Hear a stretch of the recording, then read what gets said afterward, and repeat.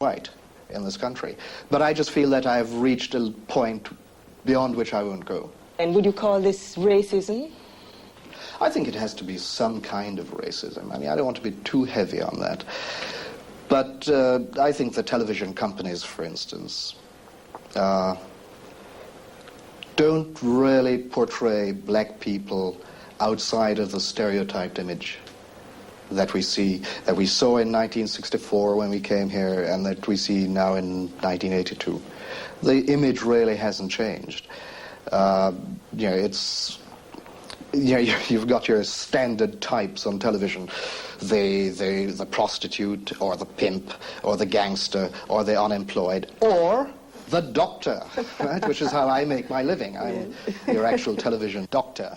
The prospect of going to Jamaica, is it a very appealing one? Well, again, we come back to the racial question. I mean, I've got two little girls. One is 6, one's 4. The 6-year-old is now beginning to read everything in sight. So when I go in the tube with her and there's a sign up there which says, "Kill niggers," and she looks at that and says, well, what does that mean? And I'll have to explain that to her. Or she might see it out on the playground, wherever. And I don't see why I should expose her to that. I mean, I wasn't exposed to it when I was being brought up. But then you also have the problem that, she's going to find the same sort of thing in schools or in the playground or just written on a wall somewhere. If they're back in Jamaica, I don't have to bring them up as black people. They'll grow up like that anyway. And they will also have the example of seeing black judges, black doctors, black politicians, the whole strata of society, all stratas of society, run by black people, which will give them a certain sort of assurance that, well, I suppose that we have. The fact that we know our position in this world. I don't have to sit down here and say to them, well, look, there are black people in the world who do this and do that. And she says to me, well, yeah, but where are they? I don't see any of them around. Well, we wouldn't have that problem in Jamaica. Yeah. What sort of scenario do you see for Britain's future? What they have to do, really, is find jobs for people. If they find jobs for people, because, let's face it, black people are the probably largest section of unemployed people in this country. And as long as people find themselves in that position where they don't have a job and have nothing to do, then they're going to riot, they're going to cause trouble. They want something from their society, from the society that they're in. And exactly what's going to happen in the future, I don't know. The British are very, very skillful in dealing with the problems of their own people. They're the most skillful people in just letting out the rope an inch to quieten the masses for as long as is necessary, and then let it out another inch. So I expect that's what they do. That's what they've been doing certainly all this century. You've done such a wide variety of plays. You've been so involved in the theatre, especially the black theatre, and trying to make it active. I'm sure there's something that would tempt you to stay in England. I mean, what would... Oh, yes. I mean, what I'm trying to do, and what would probably keep me in England, is to establish a black theatre venue, to do what we want, to put on the plays we want, and to influence the society at large, but especially the powers that be in the theatre profession and in television, towards, say, integrated casting. Because there's no reason, for instance, if we have our own theatre, why we couldn't put on Hamlet with a black Hamlet and a white Gertrude, his mother. I think only a black theatre will ever take that risk. So that's what we're after, our own black theatre venue where we can promote our own work and where the society at large, black people and white people, can come and see good, exciting, vibrant black theatre. That would keep me in Britain. This was Barbara Blake in 1968. Racists wrote letters saying, "Get that nigger off our screens." I laughed them off at first, but soon the pressures became unbearable. And the loneliness. Nowhere was my loneliness more acute than in Birmingham, where I worked at my second TV job. In Birmingham, a city founded on the wealth earned from West Indian slave plantations, I received my awakening as a black person. Confronted with program meetings in which blacks were described as wogs and troublemakers in my presence, I retreated into books for company. One day, I encountered Frantz Fanon's Black Skin, White Masks.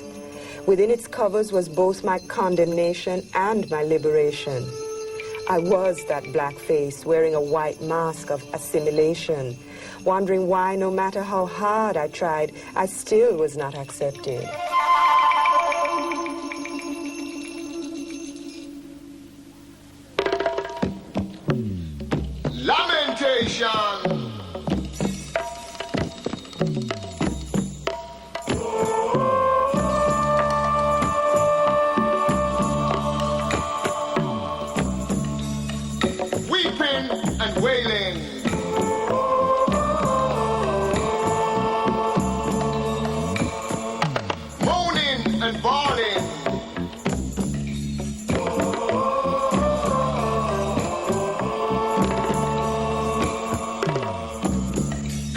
gnashing of teeth.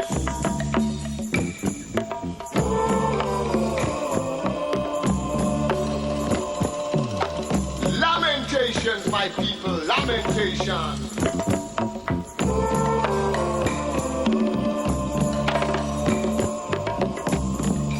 400 years of great tribulation.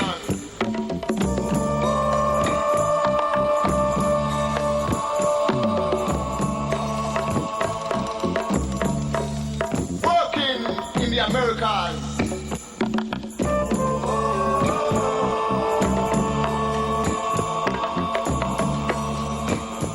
Sugar plantations in the Caribbean.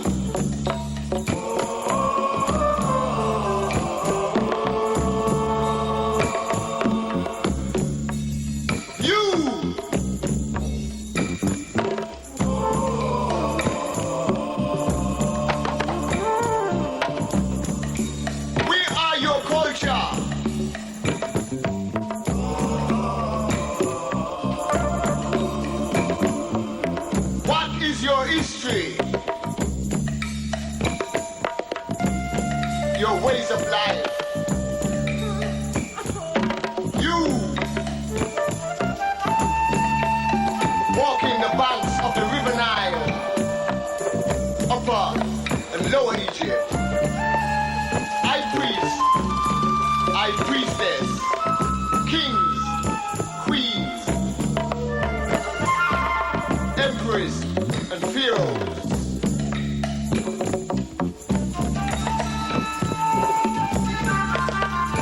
You now, walking the streets of London, Bristol, Liverpool, Brixton, Lamentation.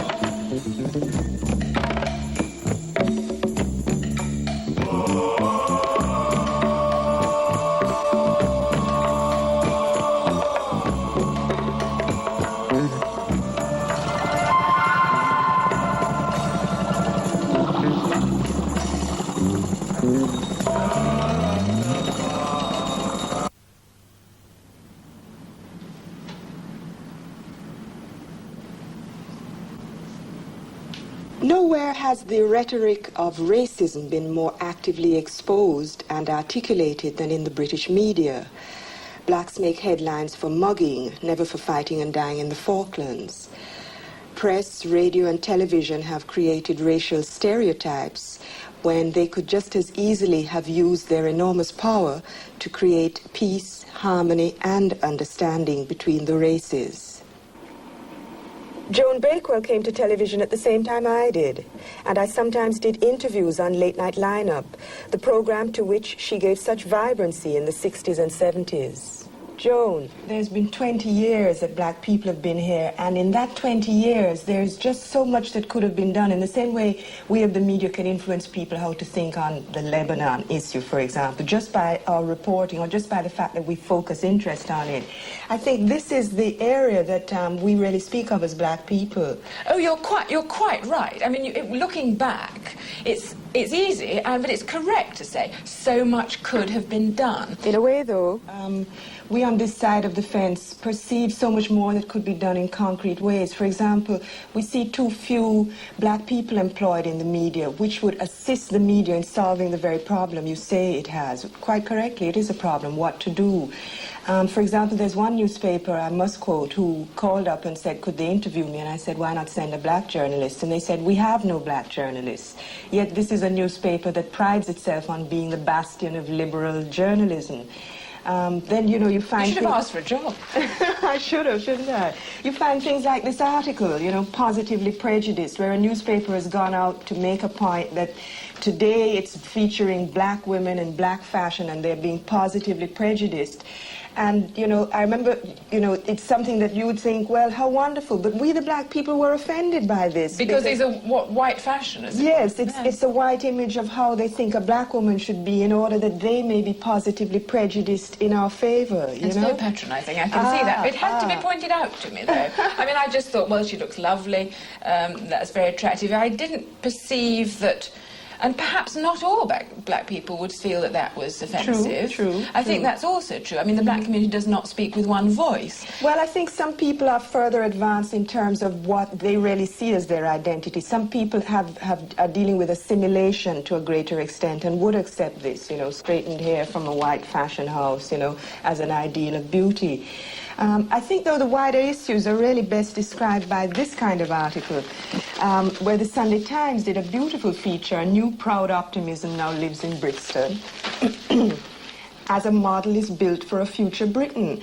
Now, this is the kind of positive reporting that I would really expect would have taken place in the 10 years that I was away. Yes, but you see, it takes place now because, as you and I know very well, the pressures have got greater. And you don't get change out of goodwill, you get change out of tension.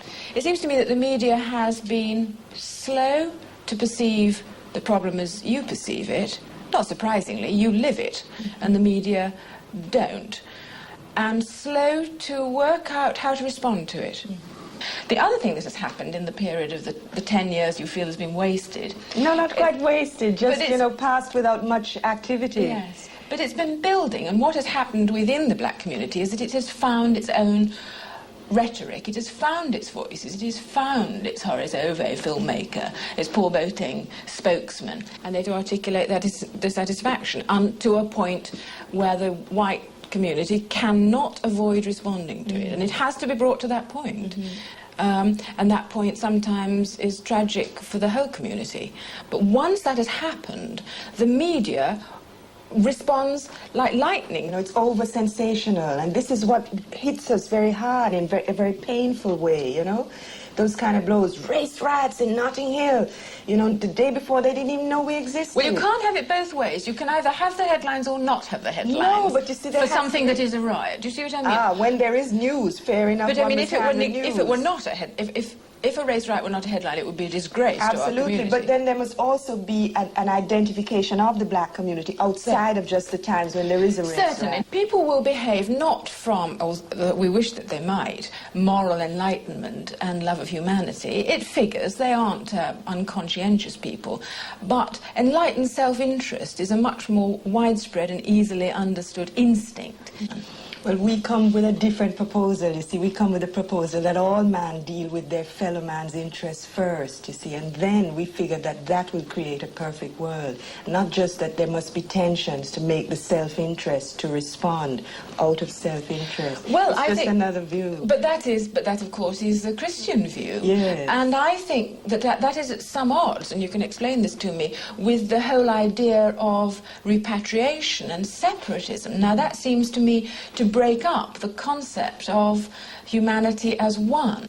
Well, the issue of repatriation shouldn't make anybody feel threatened, you know, or rejected, although I guess we are really rejecting the values and systems of a certain society.